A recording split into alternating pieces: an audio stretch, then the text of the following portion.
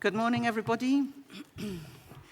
Thank you for being here and for, after yesterday's wonderful meal and dance and everything, it's wonderful to see everybody here happy and shining.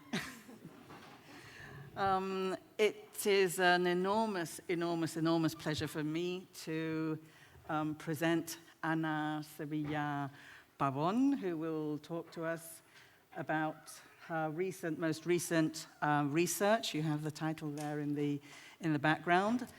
Ana Sevilla, in addition to having been a former PhD student of mine, so I am extremely proud to be here today with her. She's Associate Professor of English at the Department of English and German Studies at the University of Valencia in Spain. She has published extensively in, I'm not going to mention how many journals or which journals, but all of them high-impact journals. Her research has been an inspiration to the younger generations, despite her youth. She is an inspiration to the younger generations, but also to the older generations. She has been my inspiration, so I'm, very grateful. Ana does wonderful work related to virtual exchange within the context of virtual reality. She'll be talking to us about that, among many other things related to core, like MOOC design, MOOC development. She's also concerned with social justice, female voices, ODSs, and a million other things, because her working capacity is enormous. You'll see. There are so many things that I could say about Ana, but really what we want to do is to listen to Ana. But I have to say that, like Pierfranca, when Amanda introduced Pierfranca, Pierfranca had a secret skill, didn't she? Well, Ana has secret skills too. Ana is actually an opera singer, soprano opera singer. She has the most beautiful voice, and she is also an extraordinary salsa dancer.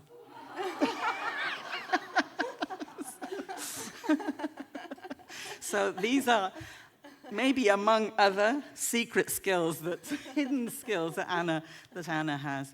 Ana shines, and they say that not all that shines is gold. Yes, is that the? But in this case, I have to say that Ana shines because she is gold. So.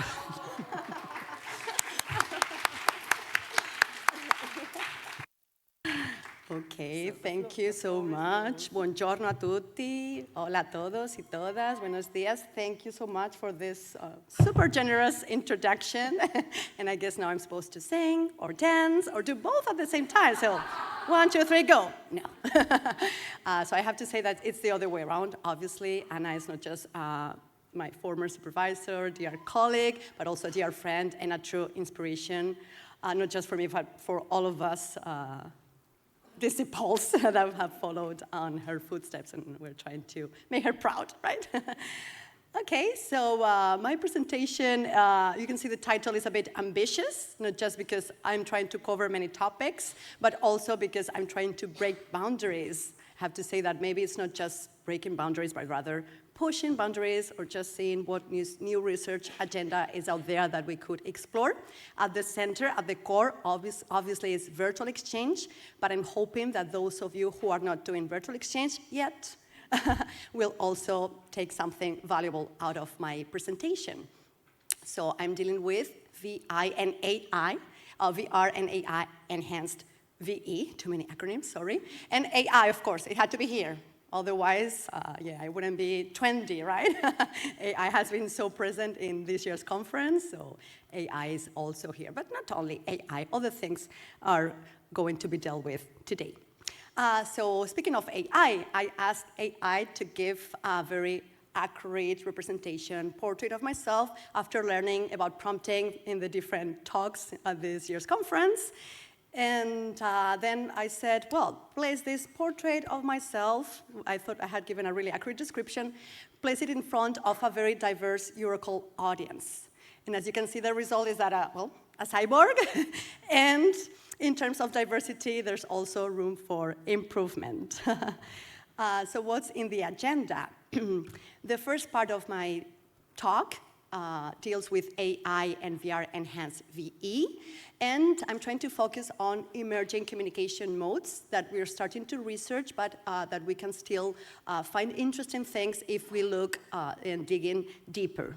Then I'm going to move on with socioemotional competences and design thinking, applied in COL and VE, we think, for the first time, or it's one of the first attempts, especially with design thinking, that we're trying to move beyond intercultural communication and linguistic skills when we talk about VE, and we're trying to explore other topics. I've seen many wonderful examples in the talks in this conference. Well, this is just one more example of other things that we can research within VE. And I like to devote the last part of my talk to critical VE, social justice, and I'm going to bring examples of how we are making very humble contributions to fostering, revitalizing, empowering endangered languages, minoritized or minority languages and cultures across different countries, mainly in the global south. So, concerning the first part, we think that AI and VR are revolutionizing and transforming the ways in which we are communicating. There are many more emerging communication modes that we used to have with just plain virtual exchange or, of course, face-to-face communication. There's added value when you use VR, and, of course, added challenges, too. And this is transforming communication, collaboration across linguistic and cultural boundaries, and we're creating new ways to connect, new ways to communicate, like I said, and learn together in digital spaces. Central to this transformation, I think, are social-emotional skills as well as design thinking, and among a very salient social-emotional competence that we're seeing that is very much needed nowadays is empathy, and other more present components are, of course, collaboration and creative problem solving. So one of our goals is also to use ICT not just to learn languages, but to go one step beyond and maybe to solve problems with it. The last part of my talk, like I said, is based on critical COL and critical VE. We're moving towards social justice, towards creating a fair society, a fair tomorrow, right? With, in this case, languacultural preservation. We want to empower endangered languages, minoritized or minority languages, cultures in the global south, promote equality, ensure diverse voices are heard, and when those marginalized or left behind individuals in the digital age are not heard, maybe we need to use our agency to give them voice, right? To create, like I said, a more inclusive, connected, and culturally aware future. But what future are we talking about? I mean, we don't really have a magic ball to see what the future is going to bring. Some years ago, Rickman told us that there is not just one possible future, but many, and which one takes place will depend on our present actions. But if we take this to the teaching context, we can say that there are many possible futures within those paths that we're going to choose, and we need to adapt to our students in the same way that machines are now adapting to their needs. And we can say that in a way our learners are taking the initiative. Very often they're ahead of us in the way they know they learn better. They're using all kinds of COL tools, technologies, not always inside of the classroom, right? Those are part of their practices. And we also see there's a lot of volatility, liquid modernity, fluid identities. Many of the jobs that we know nowadays won't even exist in the future. Many new jobs, positions, identities will emerge. So the best course of action would be to maybe take into account all that diversity, liquidity, the volatile context in which we are now teaching, and see what we can do to equip our students to be able to face 21st century challenges. So the first example I like to bring stems from failed human-machine interaction. I had a very young and cute volunteer, my 2-year-old at the time son, and he's trying to communicate with the Google speaker, right? I don't know if the volume is going to be... Well, I don't know if you can hear that it's a bit low, but basically he has the first part absolutely wonderfully correct, which is to get the attention of the machine, you need to say, hey, Google. His English pronunciation is also quite good. He's imitating, because we always interact with hey, Google in English for some reason at home. And then he has the second bit, that is the command, almost right, but something is missing. And that's me speaking to him in Portuguese. We're a kind of crazy multilingual family. Yeah, he keeps saying, hey, Google, play, but he doesn't use the direct object to say what exactly he wants hey Google to play. Now, so this would be an example of, no, I'm just kidding, as I say, when I make a joke, I'm gonna do like this and then you laugh, okay? So that's why I'm like, and now this is the joke, now you can laugh. No, it's okay. So this is, when we have a clear idea of what we want the technology to do for us, the technology is available, but we fail to give an accurate prompt. Little Nilo shouldn't have been in the Milano playgrounds. He should have been here learning how to make really good, effective prompts, right? The talks that we saw in this conference. Now, the researcher in me thinks, okay, let's just observe. This is a golden opportunity. Let's keep observing, let's keep recording, see what happens, and I think I got a paper right here. But the problem is I also have other identities, right? I'm also a mom, a Mediterranean-style mom, and a teacher. So, of course, I thought an intervention is needed here. I need to intervene. I need to provide scaffolding, guidance. I need to train my kid, and then he'll be effective, and he will get what he wants from technology, right? And we keep trying. But the thing is, well, I'm going to see if you can hear what he did next. My daughter was also trying to help, right, in the background, my 5-year-old. And what he's doing is, I tell him, you are supposed to say the name of a song you like.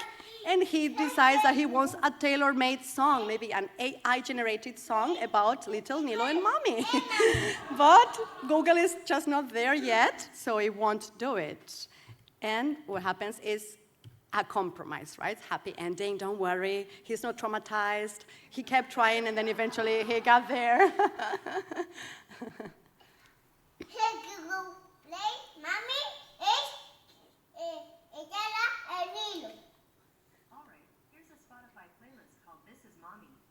Okay, I don't know if you heard that. It was a bit low.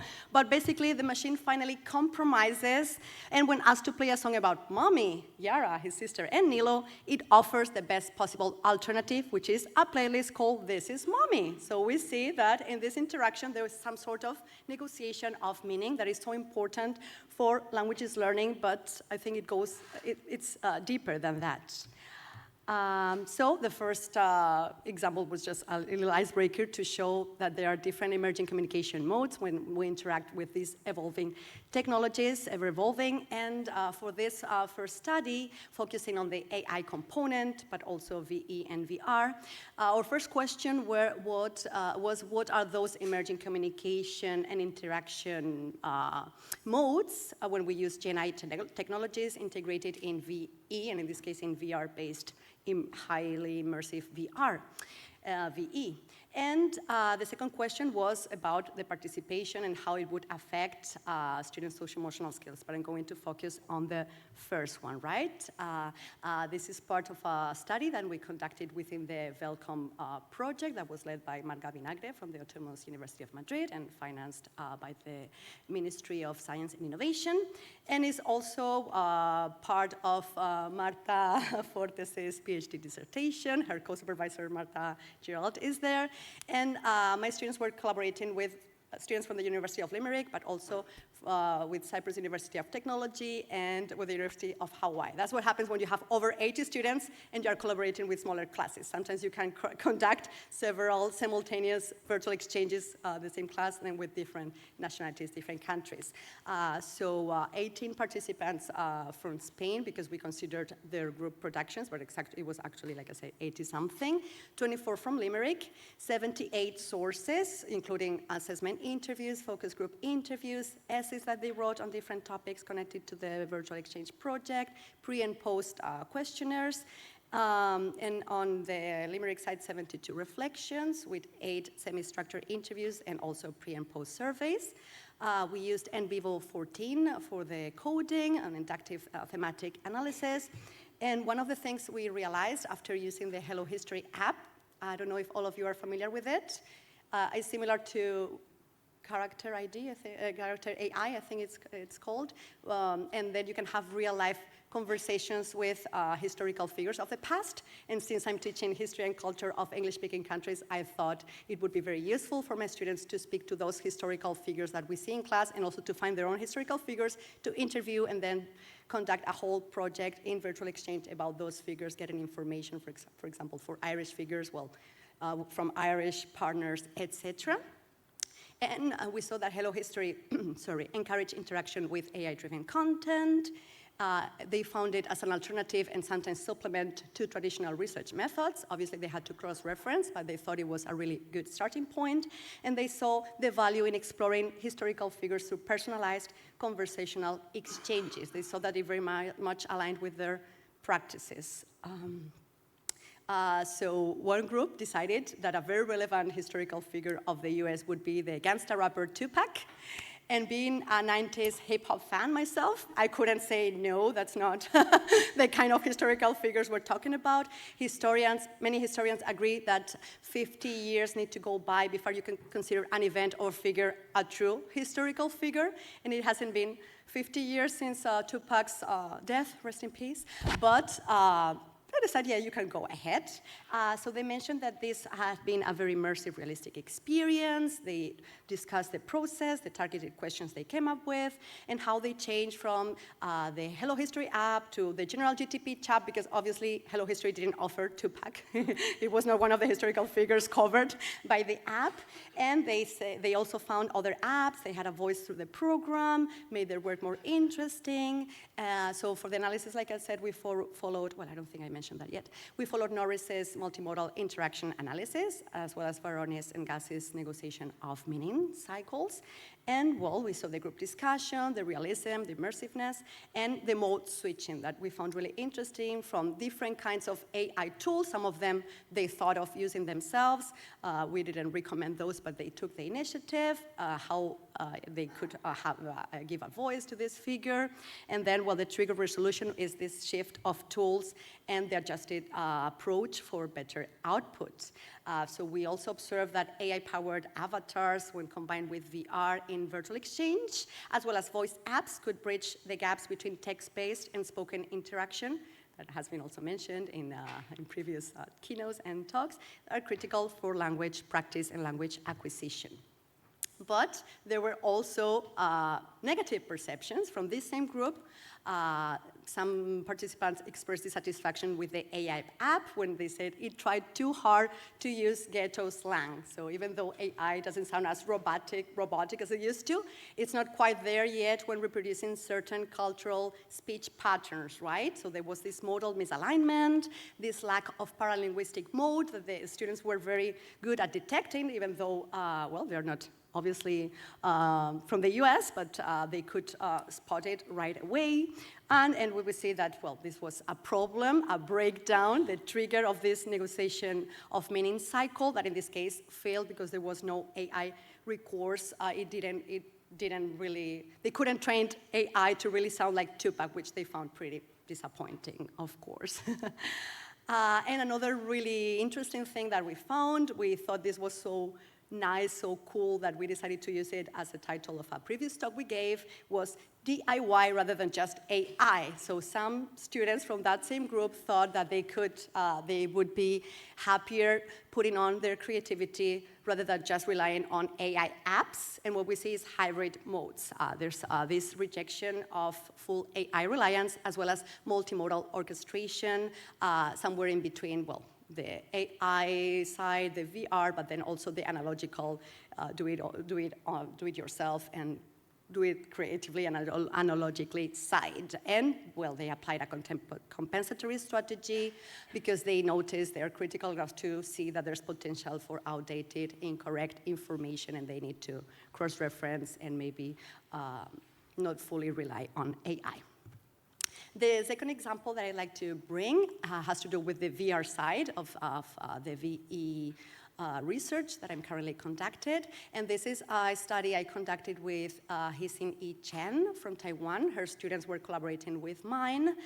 And she had this really brilliant idea of placing a side camera so that we could analyze not just what the Oculus headsets would record in the interaction, but also what was happening in the room as they were using the Google headsets. So I thought that was a wonderful idea and that could help us get to know what exactly was going on while they were using those headsets. We were studying immersive VR for L2 learning, focusing on semiotic modes that were produced. Our first research question was the characteristics of the negotiation of meaning in this immersive, full immersive, highly immersive environment, and the multimodality aspects as well as their implications for L2 learning. We had, in this case, it was a kind of pilot study with 10 participants, 5 from each country. The Taiwanese ones were studying English, whereas my students were majoring in translation and interpreting. They had between a B2 and C1 level. Some of them had study abroad experiences. Some of them had already had experiences with VE, and we split them in 5 dyads of the 2 nationalities in each case. This is in this image. You can see the side camera, what the side camera was capturing, and also what was seen through the recording of the Oculus headsets. And this, again, was part of the Velcom project. The equipment, like I said, was Oculus Quest 2. The platform we used was spatial. We gave them 1 hour training before they completed the tasks. The scenario was that they were international bodies helping the foreign partner get adapted to the university. So the Taiwanese would study in Taiwan and the other way around. So they had to show them around campus and help them with accommodation and any other issues. We got an average of 30 minutes recordings. The length of each recording per task was 30 minutes. In Spain, they came to makeshift virtual reality lab that I set up at the University of Valencia, whereas in Taiwan, Hsin E trusted her students more, and they could take the equipment home and conduct the tasks from home. They had to complete a pre-questionnaire about their habits, prior experiences. Like we said, we recorded 30 hours in total that then we transcribed and analyzed. They also had to participate in a post-task reflection, and in a stimulated recall interview. We focused, like I said, on semiotic resources, resulting from the use of VR avatars, but also real-world presence, and we saw some kind of hybrid between face-to-face communication, 2D communication. We are really looking at something completely, well, not completely, but different or in between both types of communication. And we found many different examples of that. We concluded that immersive VR eliminates physical, geographical, and I would add linguistic barriers, using multimodal, and I would add kinesthetic resources, verbal, visual, gestural, spatial, fostering deep connections, offering authentic language practice, providing flexibility, and fostering authentic, natural, fluid interaction. The modes that we found, the semiotic modes that we found were very diverse. We found verbal modes, including linguistic and paralinguistic cues, visual modes, such as avatar representation, but also real person representation. Gestural modes included facial expressions, gestures, gaze, body posture, head movement. With the spatial mode, we looked into space proxemics, and other semiotic modes included object handling, not just in the virtual world, but sometimes in the real immediate world, which is something obviously their interlocutors couldn't perceive. We found a total of 57 triggers with 57 indicators, followed by 73 responses and 71 reactions to those responses. Like I said, we followed Norris's multimodal interaction analysis, Vernes's and gas NOM cycle, and we made an adaptation of Wan-Tian's coding system. The main kinds of primes that we found were mainly lexical and content, around 30% and 70% respectively. The top three in indication were explicit statements of non-understanding, above 50%, confirmation check, above 30%. Sorry, that's the top two. And then the top three responses were repetition, 20%, overt explanation, 30%, and rephrasing, 20%. Concerning reaction to responses, we found nearly 65% comprehension cases, over 11% comprehension checks, and around 10% confirmations. So the first case that I'd like to briefly show you was when they were discussing typhoons, and Teng, the Taiwanese participant, happened to be in the middle of a typhoon. It was happening as he was speaking, and when he tried to describe, well, it depends on when you're coming, because we have typhoons, and I don't think there's such a thing in Spain, right? This is combined with a wide variety of modes, from gaze looking down, object handling, a lot of expressiveness with his hands trying to describe this typhoon situation. And then the indication after this content trigger, the indication was an explicit statement of non-understanding from the Spanish partner. Honestly, you're scaring me right now where you're saying typhoons.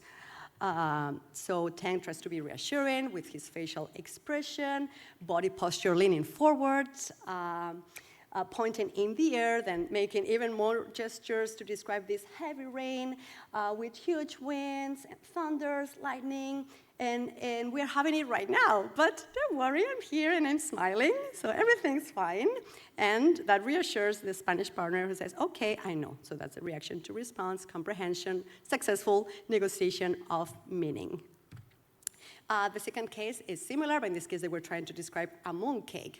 So she was talking about this festival, the Moon Festival that happens in September, and again, a content trigger when she mentions the mooncake, and the Spanish partner wants to know what is it made of, laughing, and there's an indicator in the form of confirmation check. Mooncake, you say mooncake. The response is, yeah, that's what I want to know. And then the reaction to this response is the answer. Mooncake is like a dessert, but I don't really know what it's made of. Now, she over here is very cheeky, and she decides to remove her headsets without her interlocutor noticing, because her interlocutor is still in the real world. She comes briefly back to the physical world and starts Googling up the ingredients of the mooncake so that she can be a knowledgeable partner that knows what a mooncake is made of, and then the interaction can resume. So these kinds of things, this is what we talk about when we say that we are witnessing hybrids between face-to-face communication, virtual communication, that could be 2D, but then 3D has some added elements that are not present in face-to-face nor in 2D communication, right? So what we saw is a wide range of modes that were very often overlapping, happening at the same time. There were indications of non-understanding, confirmation, comprehension, checks, explanations of meanings, accompanied by gestures, gaze, body posture, a little bit of cheating and Googling, for effective communication and to resolve L2 breakdowns. So basically what we always see in our face-to-face classes when there's this negotiation, meaning negotiation, but enriched by certain features and certain affordances of this virtual, highly immersive communication. Some pedagogical implications could be that we need to start raising awareness on multimodal awareness, on the affordances of immersive multimodal environments that support face-to-face interaction, even when we're not doing immersive virtual exchange. We can also try to teach these strategies, paraphrasing, gestures. We can learn from what's going on in VR, VE, and then maybe use it for more traditional or known technological language classes or non-VE language classes. And again, we're emphasizing this idea of emerging communication modes and skills that are resulting from this ever-evolving technology. We're seeing more and more immersive, distributed communities. We're seeing more embodied learning as the machine starts to detect all the body movements, facial expressions in a more sophisticated way. Little by little, it's evolving. And we think that there's this need for a new multimodal literacy and new multimodal literacy skills that need to be taught and we need to raise awareness about, because there are skills that can be used to navigate physical, virtual interactions and the things that happen in between. Let's now move on to the second topic, socioemotional competences and design thinking. This is part of the SocioMove project that I'm leading together with Dr. Marga Vinagre, and it's funded by the Spanish Ministry of Science and Innovation. And what we're trying to do is look at socioemotional skills in virtual exchange. Our departure point is that there's a critical need to adopt VE as an innovative pedagogy that should be part of the curriculum, should be normalized and included in the curriculum in the same way that we've been successful at normalizing COL. And we think it's important to train and to develop those social-emotional skills so that our students can be better equipped to face 21st century challenges, because their future is in their hands. So the social-emotional skills that we are targeting, part of them we've extracted from OECD's big-scale, high-scale study that they conducted with students aged 20 to 15 years old. But to our knowledge, no such high-scale studies have been conducted with university populations with 18 and over. So there was a gap there. And obviously, social-emotional skills, we didn't find also neither a big-scale study including VE also into the picture. We mentioned empathy before, but we could also mention other social-emotional skills. Like I said, we're partly inspired by OECD's big-scale study, emotional regulation, interpersonal communication, resilience, collaboration, conflict resolution. And then when looking at the literature, we found that those were also key, not just to academic success, but also well-being and lifelong learning. When we speak of well-being, when we started focusing on well-being, we saw that this had been defined already for over 25 years, and it was clearly established as emotional, social, and psychological balance that enhances development in general, as well as positive health outcomes. And we thought of combining this with flourishing, with the concept of flourishing. Both Hishin E. Chen and I were at Harvard University. We were Fulbright scholars from our respective countries, and we encountered the Harvard Human Flourishing School and the scale that they had developed under Ville and their colleagues. And they saw also a need for this, to foster flourishing among their students because of the high rates of burn down, because of all the competitiveness, isolation. There were so many problems, especially post-pandemic, that they were also targeting from a more psychological perspective, whereas we wanted to bring technology and VE into the picture. So what's this flourishing, and how is it different from well-being? Well, the interesting thing, at least in my opinion, about flourishing is that it includes items that are not traditionally covered by well-being, such as purpose in life, meaning in life, strong relationships, how you build strong relationships, you take care of people around you and they take care of you, and you take care of yourself, obviously, personal growth, aligning with your holistic goals, and in this case, educational goals. So you can have high levels of flourishing, even at times when you are scoring very low at certain dimensions of well-being. And one really interesting example that they give that I can completely relate to is when you have really small kids and your flourishing is up here, you have a lot of sense of purpose, meaning your life is complete, you're pure happiness, but at the same time you're exhausted, you don't eat well, you don't sleep well, you're not doing well at work, you're family life sometimes can be a bit chaotic, but it's a wonderful, extraordinary chaos, right? So that's a great example that they give of flourishing. And that happens also in global South countries. They face many challenges. Marina mentioned some of those, but they can still have high degrees of flourishing, for example, when participating in a virtual exchange, because they take so many positive things out of it that help them forget or they counter the effect of those challenges and negative aspects that they're facing in their everyday lives. So we saw this need to develop cognitive, socioemotional competences to prepare students for real-world challenges, and that's why they're also psychologists in our team, not just linguists and practitioners. So the second part of my second part is design thinking. We wanted to also introduce design thinking into COL and virtual exchange to better equip our students for real-world 21st century challenges. So that would be the other dimension. One dimension is social-emotional.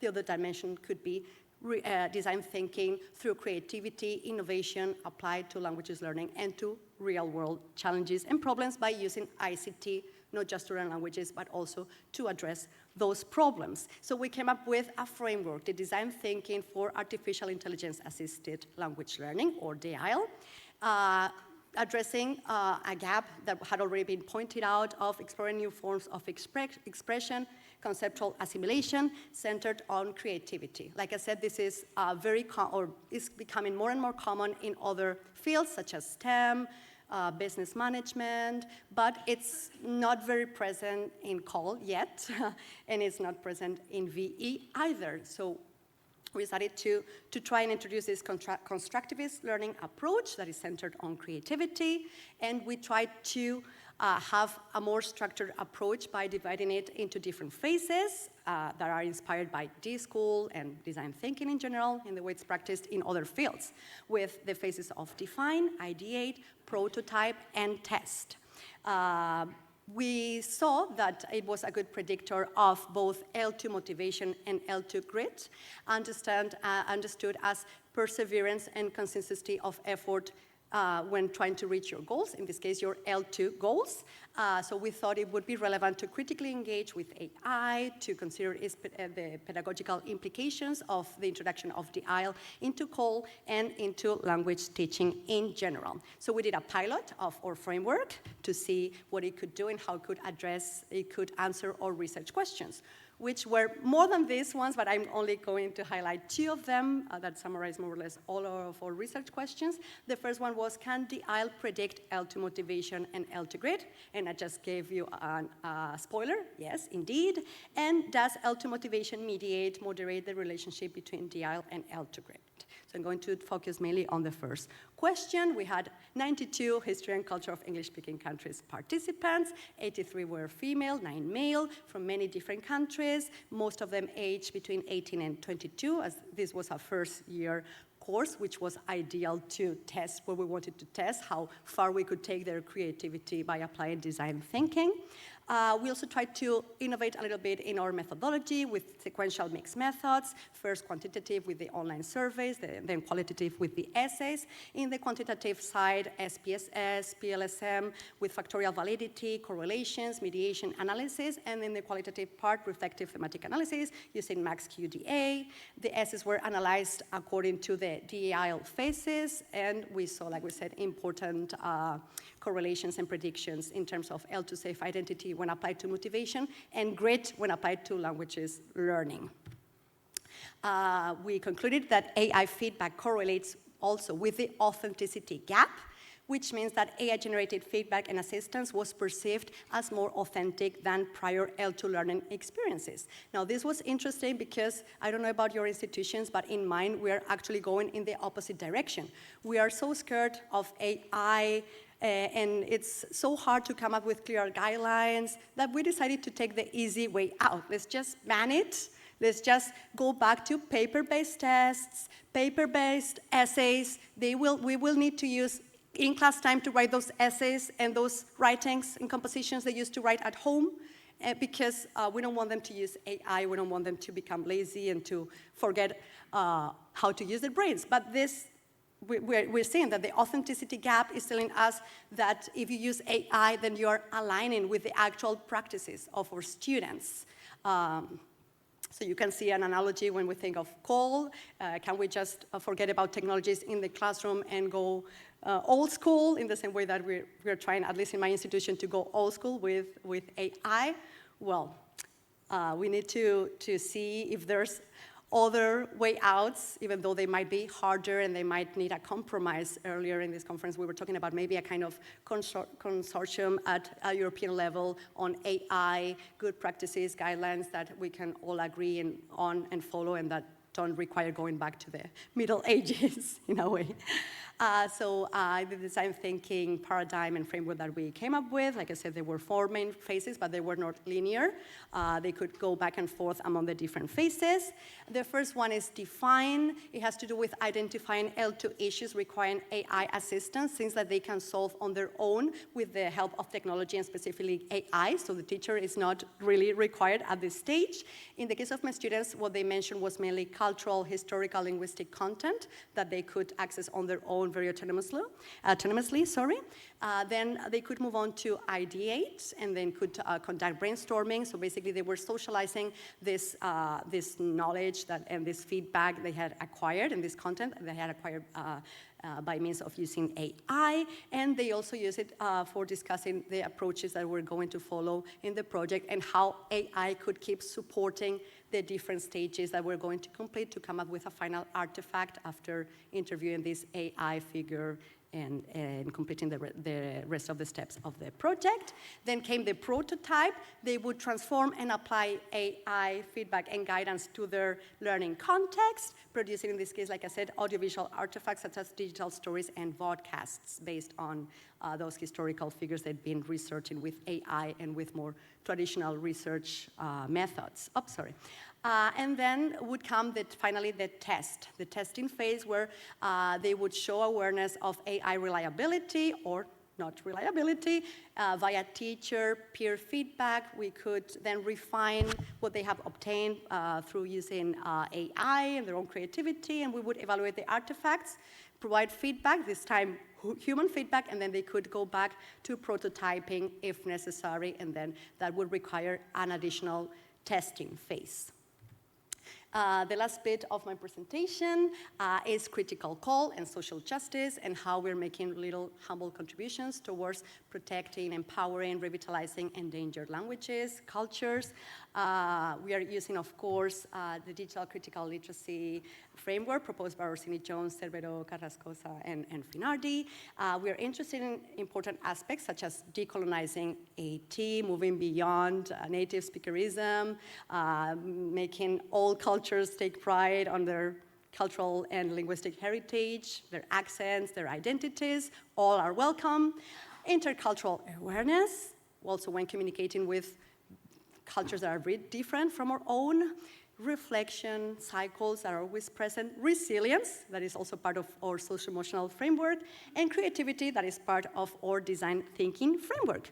Of course, we were also using Miriam Hawk's critical VE, and we were focusing on things such as the digital divide that she mentions in her framework, public engagement with other institutions. In the previous presentation that we gave, we mentioned how we are encouraging our students to go out there, to partner up with NGOs, with charities, with entrepreneurs, social entrepreneurs, etc. And they're doing very well, even though they're only first-year students. Translanguaging practices. I've heard also really wonderful presentations that had this translanguaging component, welcoming heritage language, welcoming all languages, because the more languages you speak, the easier it gets and the more fun it gets to learn even more languages. Alignment with UN SDGs, Sustainable Development Goals. This is a very important aspect. This is part of what, in my opinion, would be more needed in call. We need to target SDGs more in our call practices. And another interesting metaphor that we followed came from Krenak, the indigenous thinker from the Krenak people, Krenak. And it's telling stories to postpone the end of the world. So he says that in our highly polarized societies, we're hearing all kinds of manipulative narratives that are telling us the world is going to end, that are telling us there's no way out of liberal capitalism, and progress needs to keep going, we need to keep consuming, we need to keep destroying our planet, right? And he says, well, let's combat this discourse with a counter-narrative based on stories and dreams. He says, let's inhabit this place that is inhabited by illuminated people, saints, shamans, pages. Let's reach that level. Let's show communion, connection, and empathy, of course. There are many challenges around us, but let's not be overcome by fear when taking a look at those challenges. Let's apply a different approach. Let's apply colorful, joyful parachutes that will help soften the impact. So even though we might buy in and say, okay, the world is going to end, there's no way out, we've screwed up, and we are out of time, let's soften the impact. Let's reach the end of the world in our own terms, not the terms that politicians and right-wing, etc., are telling us to do. So we really like this idea, and we try to also follow it in our project, following, of course, a decolonial paradigm that embraces indigenous ways of thinking and their presence, obviously, that is vindicated in these contexts. So stories as counter-narratives that we need to have more and more of. Within these three frameworks, we're trying to launch different initiatives. Decolang is an innovation teaching project that I'm leading. I'm leading also 3 UNESCO chair projects that are based in Brazil, the Dominican Republic, and the Philippines. And I'm also participating in the CLAP project, as well as in Sevilla, led by Dr. Esther Nieto and Dr. Rocío Domene, respectively. So we're focusing on rural women. We are using the decolonial paradigm, sustainable education, sustainable development goals are very prominent. Since we're collaborating with researchers and experts from other fields, we're also fostering social entrepreneurship, intergenerational inclusion, equality, languacultures, and that all, in my case at least, is done through oral stories, oral traditional stories, live stories that then can become digital stories, teaching materials, and many more, fostering this global north-south virtual and human exchange, not always virtual. And I was privileged enough to spend the last 2 months in Brazil. I visited different communities. I visited Quilombola communities. These are descendants of formerly enslaved people. They ran away, they led the resistance from up in the mountains, and they're still very remote communities, but they're still very much alive, very resilient, resisting, and they keep alive many African traditions, cultural practices, and even linguistic features. So it was really a privilege to be able to witness that firsthand. I also visited Potiguara women, Potiguara indigenous communities in protected parts, protected land that are also trying to resist and keep their culture, language, and traditions alive in spite of the pressures from capitalism, sugarcane, and many other problems that they're facing at the moment. And working with people from Espírito Santo, with Kyria Finardi's colleague, Fabiano Moraes, we collected 50 stories also from riverside communities, kind of indigenous or mixed communities, also quilombolas, etc., from another state, Espírito Santo, whereas I was based in Paraíba, a bit further up north, in the northeast. Then for the Mindanao project, we were focusing on the southernmost island of the Philippines that has a very rich mix of cultures, ethno-linguistic groups, and it has a Muslim minority in a predominantly Christian country, so they have been lots of conflicts going on, and we managed to collect, with the help of on-site researchers Maita Rue and Giancarlo Gaverza, 50 illustrated stories from many different ethno-linguistic groups. Some of them are Mandaya, Tiboli, Maranao, Jamambapun, Tausu, Bagobo, and Agusan and Manobo, just to name a few of them. In the Dominican Republic, our focus was mainly literacy and gender perspective, teacher training, digital critical literacy. And in general, all of these projects, my small contribution and my small link to call has to do with multilingual translations of the stories that we collect that our students back in Spain are the ones in charge of. They also translate culture-specific glossaries, those culturemas that are sometimes super hard to translate because there's no exact equivalent, and you need to explain the whole cosmovision before providing a translation of specific terms. So they have been even master's theses, degrees, final dissertations on this subject, and we're in general embracing this philosophy of World English's online teaching resources that we can source right from different cultures of the world with, well, different accents, different ways to see the world, etc., that can enrich our classes rather than just focusing on US culture, British culture. Why not world culture, and especially traditionally marginalized or underrepresented voices and people, right? Those photos were taken in the Mindanao project, and that's the cover of our multilingual publication. We have also managed to establish bilateral cooperation agreements thanks to those projects. We're trying to work also with Sustainable Development Goals. And I conducted an action research study with thematic analysis of 81 essays generated at the University of Valencia and the 50 Mindanaoan stories that were produced on-site and collected by the on-site researchers. We saw multilingual education as a pathway to inclusivity. We saw that there was a lot of super diversity that was underrepresented even in the Philippines. So this project had an impact not just worldwide, but even in the Philippines, where this Mindanao island is kind of, sometimes there are negative connotation attached to it, and they're terrorists, and they're this and that. Whereas when you see the reality, you see that's completely different. There's such a rich tapestry of cultures and languages. We're following the decolonial education paradigm that Marina mentioned yesterday. We think it's key to achieve SDGs, but first we need to criticize and problematize colonialism. It's not because those countries are no longer colonies that they don't have hierarchies in their head and colonial mindsets, and we can also have colonial mindsets that we could bring into our classes and our teaching practices. So at least we need to problematize, interrogate, and see why this is happening. So the minimum, the first step would be to just at least be aware, then you can do whatever you want with it.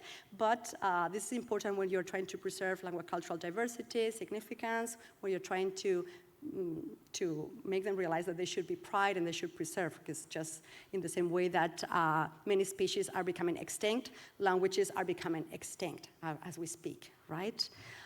So one of our students mentioned in their essay that they were able to recognize and challenge power structures, foster linguistic and cultural diversity. They managed to reflect on mindsets, biases, and they started asking themselves the question, do I have a colonialist mindset? Which was brilliant, because according to the decolonial framework, there are 3 I's that need to be covered. The first one is identify, the second one is interrogate, and the third one, only if you have the agency, the power to do so, intervene and change what's wrong in terms of oppression, in terms of inequalities, etc. So the first I, at least, was there, identifying these inequalities, and the second I, we can say that they were already at the interrogate phase, asking themselves questions and seeing maybe the third I, what could be done about it, whether they had any power and an agency to do anything about it.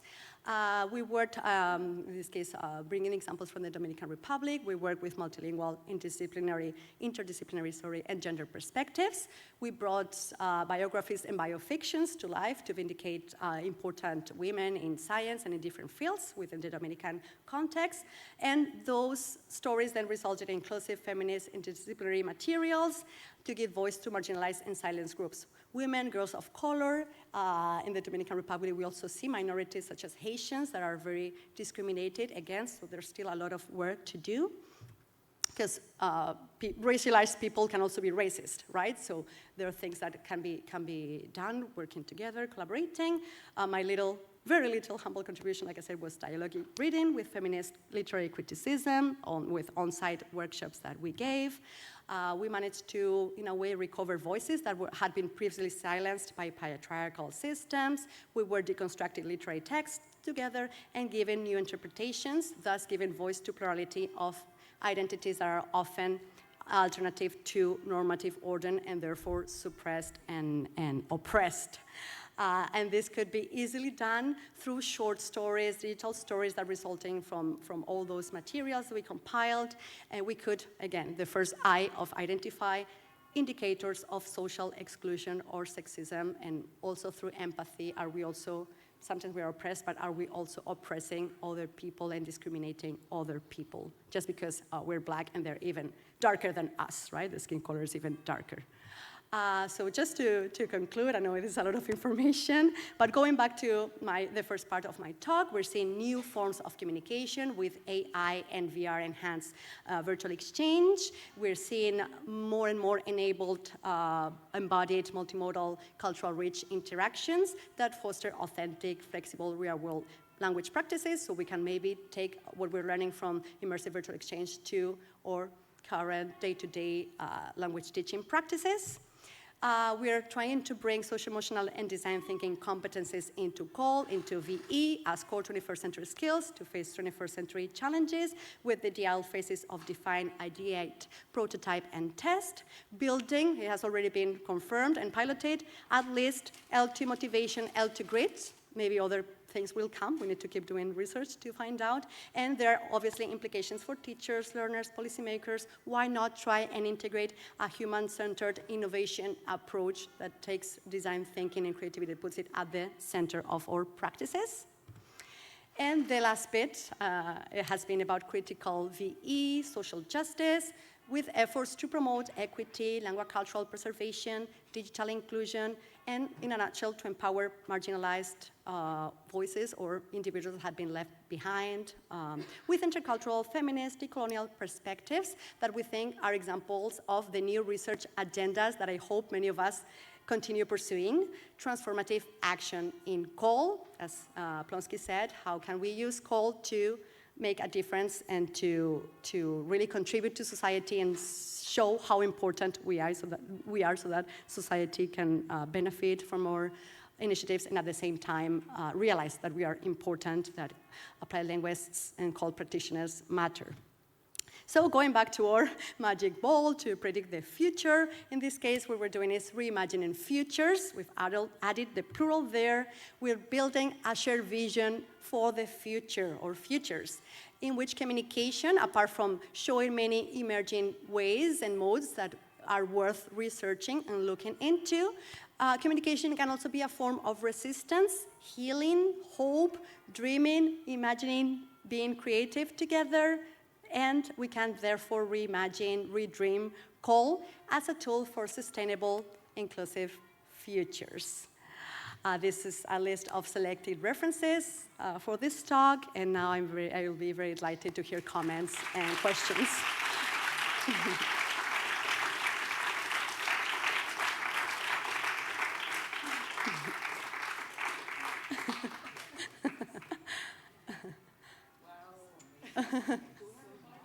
By the way, I forgot to thank the organization, right? The Francescas, the Valentinas, Vincenzo, Santa Elvira. I'm so sorry, I was nervous and I forgot. Also, your organization, the local team, thank you so much. It has been a perfectly organized conference. Well, wow, yes, you agree? Impressive, amazing. Thank you so much, Anna. That was brilliant, beautiful. Thank you. I think we do have a couple of minutes for questions, if anybody, or questions, comments, or reflections. If anybody would like to, yes?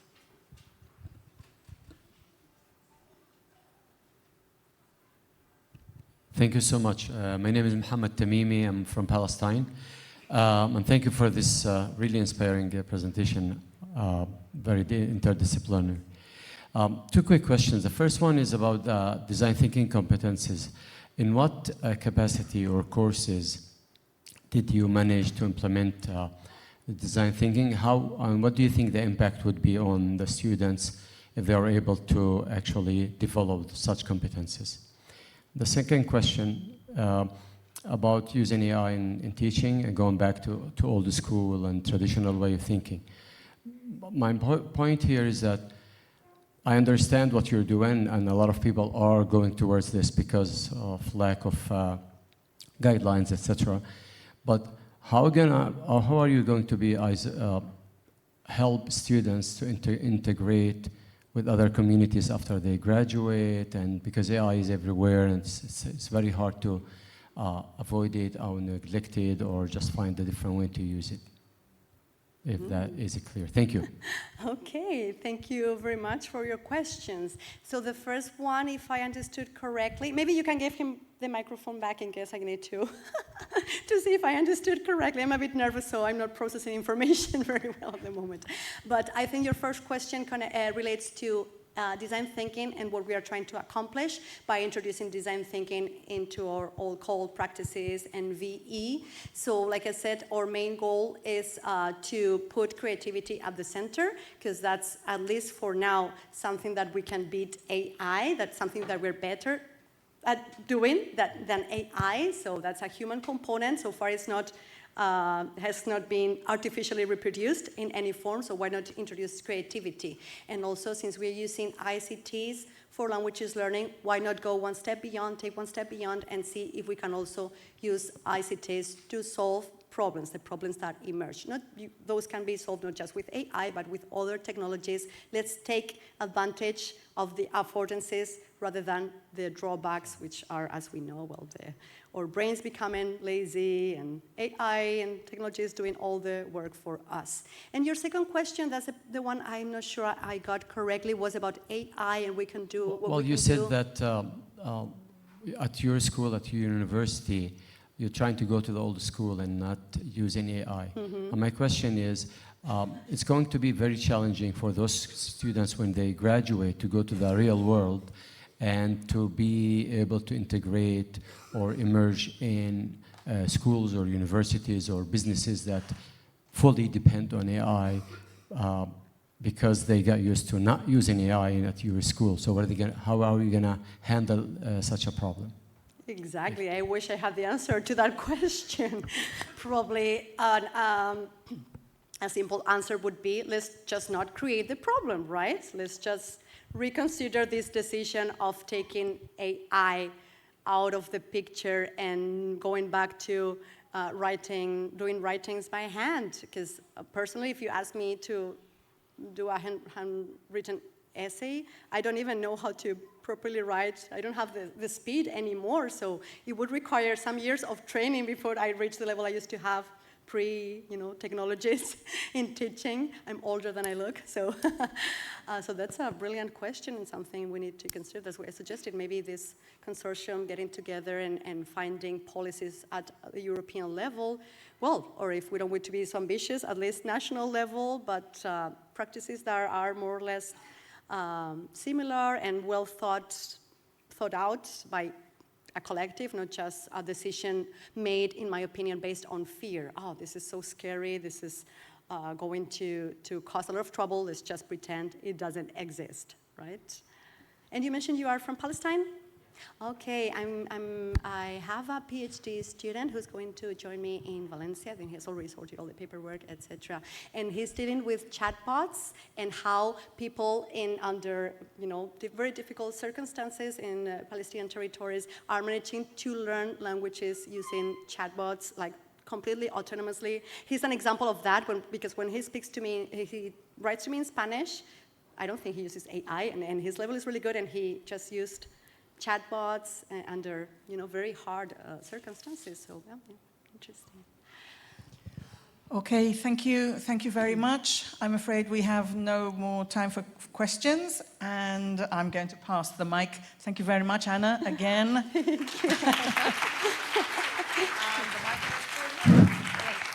Hello. Okay, Kevin, the moment has come. To disclose to those who have not heard it yet, where we are going to be next year. So in 2026, we are going home. Eurocall's headquarters, financial headquarters, are at the University of Ulster at Coleraine, but we're not going to Coleraine, we've been there. Coleraine has a brand new, University of Ulster has a brand new campus in Belfast, so Eurocall 2026 is going to be in Belfast. And we are going to be there in the second...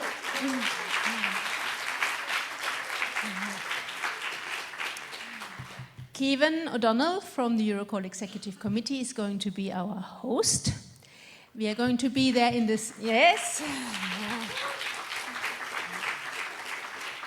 We are going to be there in the second week of September.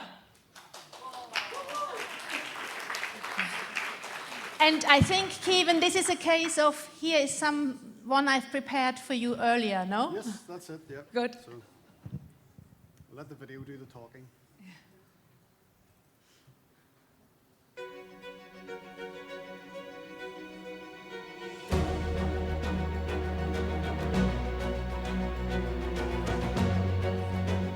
Ulster University looks forward to welcoming you to Belfast in 2026.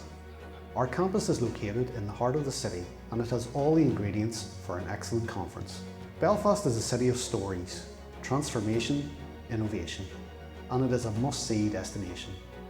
It's a place where heritage meets progress and where the future of digital learning can take centre stage. Here in the vibrant Cathedral Quarter stands Ulster University's Belfast campus, an investment in creativity, connectivity and community. Designed for collaboration and equipped with state-of-the-art facilities, this campus is more than a university.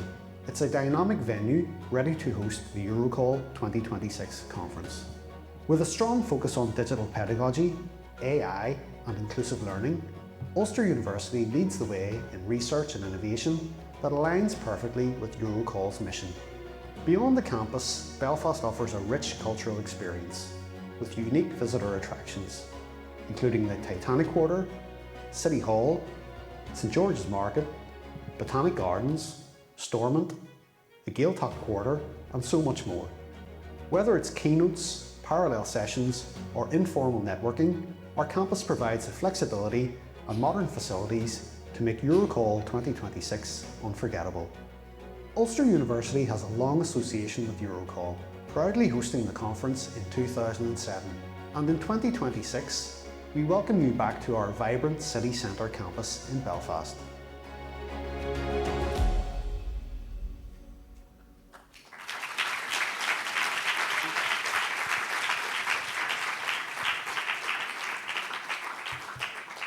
And as those experienced Eurocallers know, we herewith hand over the Eurocall flag from Milano to Belfast. Thank you very much.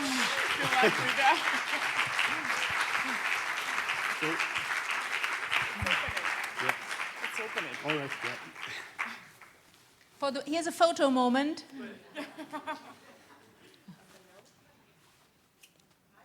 Higher, higher, higher. Hi.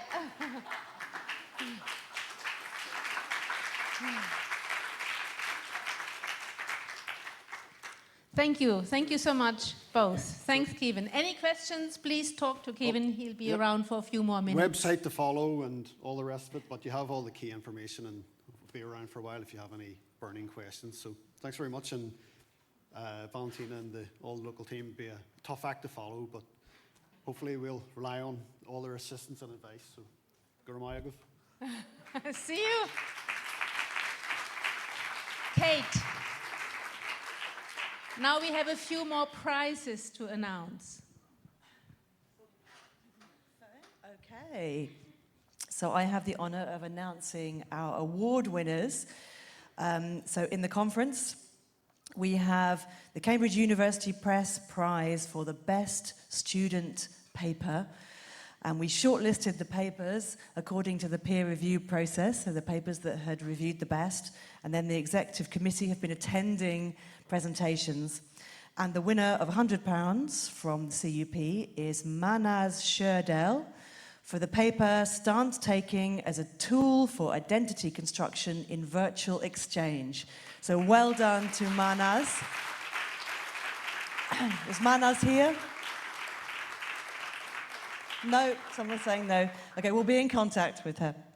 Okay, so the poster awards. So £100 goes to the best student poster, and that award goes to Lola Lopez Melines for her poster the use of generative AI for the development of oral skills in English as a foreign language, a thesis proposal. Lola, are you here? Yes, there you are. Congratulations. We'll be in touch with your prize. Congratulations. And the non-student poster award of £75 goes to Annemieke de Jong for her poster, Design Principles for an AI-based, task-orientated spoken chatbot for foreign language education. Yay, and there she is. Brilliant. So well done to all of our award winners. Okay, and now the moment has come to say a final thank you to our hosts. And we have a little bit of a problem because Interflora has only delivered half of our order. And the rest is somewhere in transit in Milano, but we've been reassured those flowers that we cannot hand over right now are coming. Okay, so we have to make do with what we have. Is Amanda here? Yes, oh, there you are. So, luckily, your flowers have arrived, Amanda.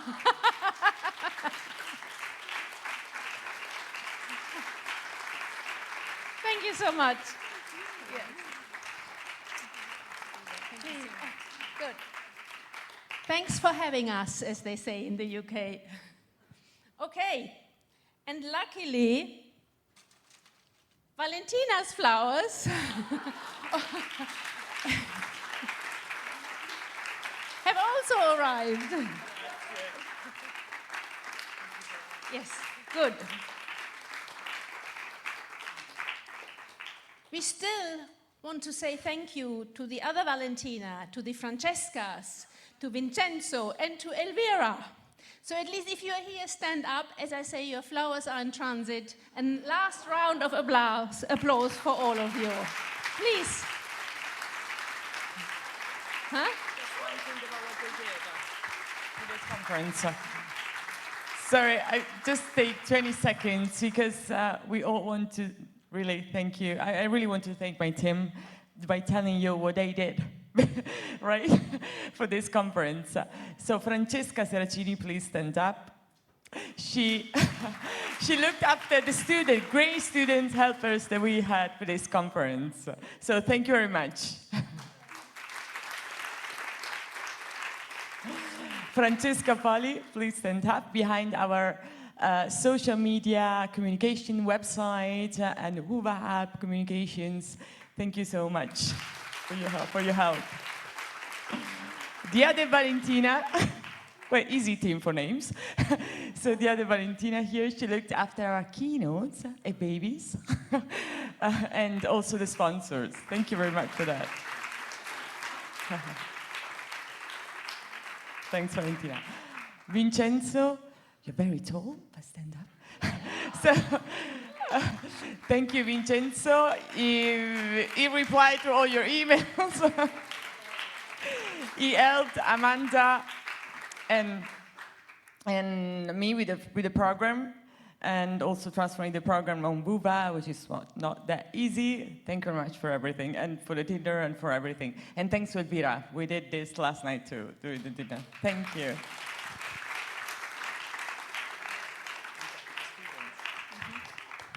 Right, but there is no conference without student helpers.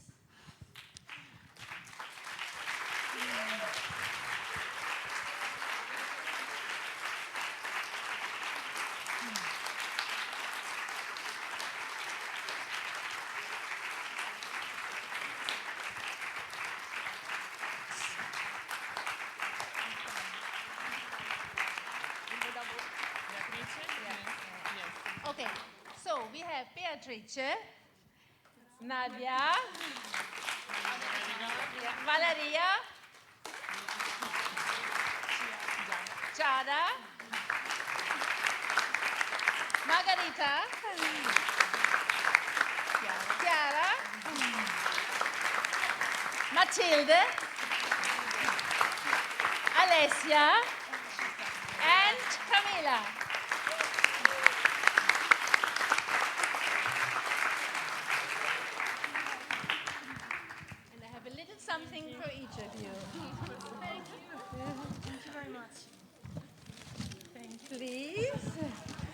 please.